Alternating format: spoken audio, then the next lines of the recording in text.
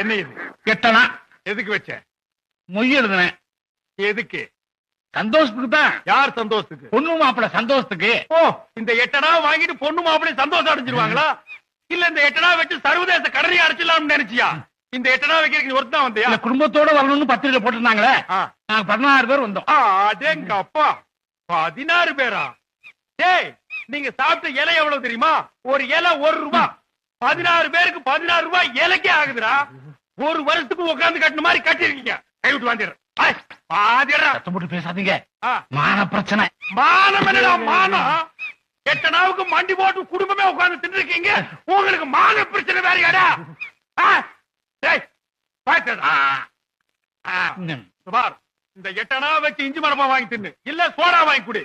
இனிமே கல்யாண வீட்டு பக்கம் நீ வந்த மொன்ன கத்தியை வச்சு கால எடுத்துருவேன். போடா.